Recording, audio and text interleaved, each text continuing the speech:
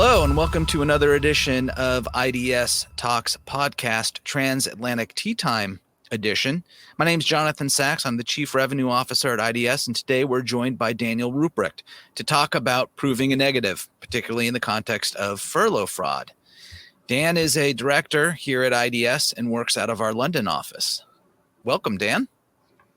Hey, Jonathan. Always great to see you and always better to speak with you. So great to be here. And even better that next week you'll be able to see me in person for the first time in 2.5 years of working together.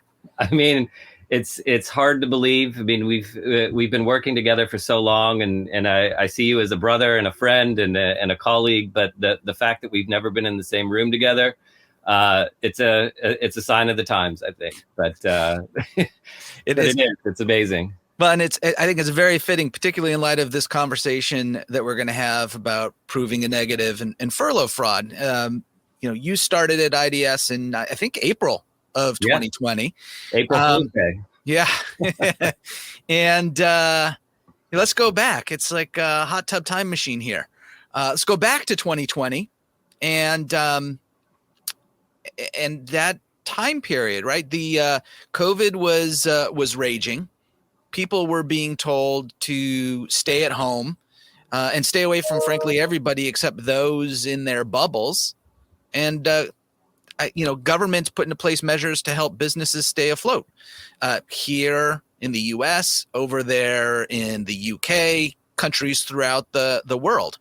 So for those who don't necessarily know what the U.K. did, I think that's the best starting point for us. So take us back in time. 2020, spring. For sure. It's not a time that I like to reminisce about. I mean, it's not the most positive time in history, but it is a period where, governments and economies and people were tested in ways that we haven't been tested in quite some time. And I will say that in many cases, people and organizations and again, governments rose to the occasion. And I think where we find ourselves today, albeit not perfect, is actually a testament to how we've been able to keep people afloat and manage, the tough times that we were presented with. Like everybody else, I mean, when I started out at iDS on April 1, I mean, it was quite literally 4 days after the British government said, no, everyone has to stay home. And we essentially started iDS Ltd from our basements. But we were some of the lucky few. I mean, we work in a business and we work in an organization that was equipped to operate remotely. Our pivot wasn't a huge pivot. We had experience in collaborating over technology and working in a space that relied heavily upon the collaborative tools that we have. But for most people, they were told to stay home and their jobs couldn't be performed. The vast majority of people's working experience took place outside of the home, in which case the government here in the UK put together a furlough scheme that would help manage and support businesses that relied upon these jobs that required individuals to be out in the community. And they paid about 80% of their wages, again, to ensure that, these individuals were able to sort of pay their bills and survive, while at the same time not sinking the company for not creating the revenue that would support that. And it was a very powerful scheme. It was a very well-run scheme. But like anything, when money's being distributed, there are a few bad apples. And through the furlough scheme, they're estimating upwards of about 10% of that is probably was fraudulent in nature. So is that fraudulent because the company, the organization, didn't meet the criteria? Is it fraudulent because they got the money so their employees would stay home and not work, and they actually did work? Which fraudulent? All of the above. I mean, there are situations whereby companies would say employees were sat at home when in fact they were being required to go out and work. And there's been a lot of whistleblowing around employees being asked to work during this time. There has been mismanagement of paperwork, mismanagement of documentation in terms of evidencing whether or not individuals were meeting the criteria to get this extra pay. There's been situations where employees were no longer working for the companies and they're still using it as a way to collect on the furlough funds. So it came in many shapes and sizes. There are also instances, and I would say the vast majority of them were inadvertent. Again, we were told the day before that we weren't allowed to go into to work the following day. It was a very abrupt and quick process. And many organizations, and I would say most organizations, didn't have the policies and procedures in place to document this on day one. So I think that's where we find a lot of the issues in a lot of these accusations and potential investigations. It's not just the active and intentional fraudulent behavior, but it's also the unintentional circumstances companies are finding themselves in where they may be accused of this and don't have the evidence to support it. So, Dan, let me ask you this. More often than not, in the context of employment, you usually have a lot of different data sources that can demonstrate somebody actually worked. Badge swipes, GPS data, Wi-Fi logs, computer logged activity, timesheets, all sorts of things to prove I've worked. And we've seen it here at iDS in the context of wage and hour type matters. I worked these hours. You didn't pay me for overtime, things like that. In the furlough fraud type of matters, you're essentially trying to prove that no work was done during that period. And so I think it might help for our listeners to understand the situation and the types of data and how the data is analyzed when you're able to prove that you worked before we start talking about how you would prove a negative, which is I didn't work. Absolutely, and I think as an organization, iDS sits very comfortably in this space in terms of understanding and making sense of structured data. We often call it difficult data and sort of information and sort of sources of electronically stored information that can generally pick and develop a better understanding of human behavior. I often see it as the breadcrumbs to a larger conversation that does end up providing the evidence which you're looking for to build the arguments that you're making.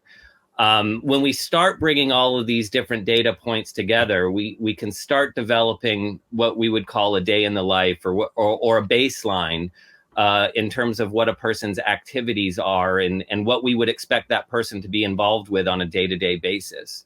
Now, this differs from company to company, and it requires a very consultative approach where individuals sat within our organization that specialize in identifying these types of data sources start to analyze those interactions that the average person within the organization interacts with on a daily basis. So oftentimes I think of an airport, for example. If you work at Heathrow Airport, you may swipe your badge when you come into the office or when you come into the building. It's highly secured. Parking lots are well organized and have to go through with again badge stamps just to park your car. Video cameras all over the place. There are any number of different technological devices that, whether you realize it or not, you are interacting with it in some way, shape, or form. If we start to identify those devices and those technologies that are recording these activities, slowly you can start building out, again, what a day looks like for that particular individual or many individuals. as you start collecting the data. And the good thing about this sort of analysis is that, contrary to a more standard approach to digital interrogation, in these situations, the more data points you have, the more information you're able to gather, and the more accurate you're able to sort of identify those behavioral activities. Now, again, I mean, we live in Europe, so, we're always considerate about data privacy, data protection. But if we're interacting with, let's say, 80 different data sources on a daily basis, you probably only need 3 to 5 to really gauge or develop that baseline approach. And once you're able to do that with the right data sources that are within the regulatory rights of the individual, you then create an opportunity to say, okay, this person worked exactly when they said they worked, or worked outside of when they were supposed to work and were due extra. Or in our case, if we're talking about furlough fraud, did not work. So if we know what their workday looks like, we can flip it and basically say, okay, if this person was told to stay home, now we need to see a baseline of 0. All of these activities that we know they have interaction with have to drop to 0, if that makes sense. So you're still collecting some of the same data sources. You're just looking to see no activity, flatline. Yeah. You're essentially creating context to disparate data sources and providing I would say, the Rosetta Stone to bring it all together.